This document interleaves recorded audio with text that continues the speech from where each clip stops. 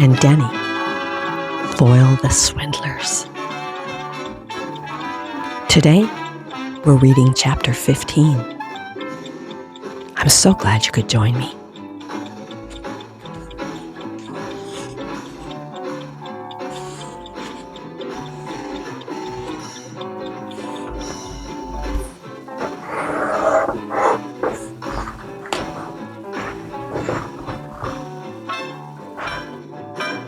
Important papers.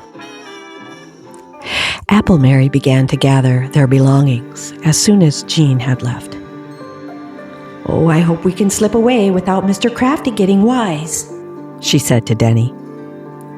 "Yes, but even if we do, he'll still have your property." "I know it, Dennie, and it should really be yours. But never mind, we're not through with him yet." Miss Hetty had heard they were leaving and came into the room to ask if she could be of any assistance. "I wish you and Dennie didn't have to go right away," she remarked after Apple Mary assured her there was nothing that she could do. "Oh, I have to get back to the old apple cart. Some folks around Green Acres have asked about you, said you looked familiar," went on Miss Hetty, hoping to get some information. "Is that so?" returned Apple Mary in an innocent tone. "They wanted to come over and meet you, if you didn't have to go back to the city." "Oh, but we do. We're leaving right away," emphasized Apple Mary. While Apple Mary was getting ready to leave Green Acres, Mr. Crafty and Mr. Sprocket were finishing their discussion over at the big house. "Remember, Sprocket, you're to find out all you can about her and report to me." "You're wasting your time, Crafty," returned Sprocket, who was convinced that Apple Mary and Dennie were nobody to fear. "She's perfectly harmless." "How do you know she's harmless?" barked Crafty. "You do as I say." "I tell you, it's a crazy idea," Sprocket almost shouted as he beat the desk with his fist. Crafty flew into a rage, seized his cane, and knocked Sprocket on the head. "I'm sick of your arguing. Now shut up and get out of here." Sprocket stamped furiously out of the room and into the street. "I'm sick of being ordered around, the dirty double-crosser. I'm gonna find the real owner of his property, help her get it back, then collect from her," he muttered to himself. Sprocket slowed his angry pace as he noticed Miss Hetty and one of her friends talking together. "Miss Hetty, I want to see that old woman who's staying with you. I know her," her friend was saying as Sprocket stood listening. "She's Mary Worth. She used to own Mr. Crafty's place. We were very good friends. I must go see her." Miss Hetty was nearly overcome. "But she's already gone back to the city," Miss Hetty told her friend.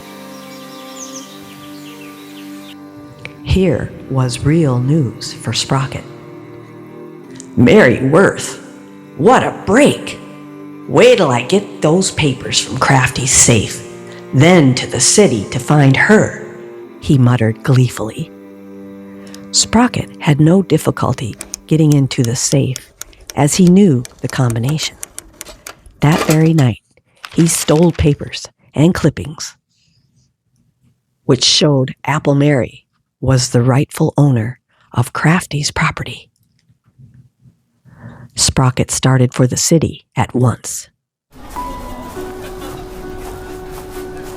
He had no difficulty picking up Bill Biff's trail, as he had learned the name of the company for which he worked. Sprocket had followed Bill about until he led him right to Apple Mary's old corner, where she had set up her stand again. Bill and Mary chatted for a while, with Sprocket watching their every move. When Bill left, Sprocket went over to the stand, pretending he wanted an apple. "Sprocket!" gasped Apple Mary, who was sure they had slipped away from Green Acres without being followed. "I have something to tell you, Mary Worth." "What? How did you know I'm Mary Worth?" "Never mind. Just trust me. I'll help you get your property back again. Here are some papers. They'll show you I'm on the level. Read them over, and I'll come see you tomorrow."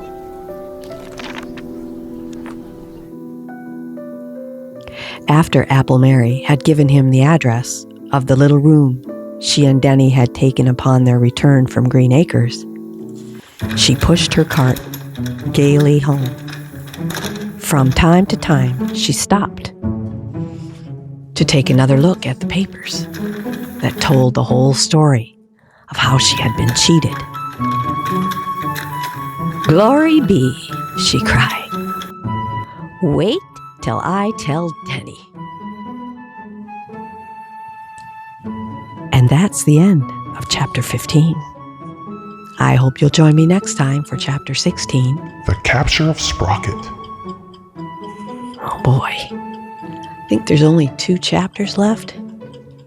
16 and 17. Think. Is there one more? No. I think 17 chapters altogether. So yeah.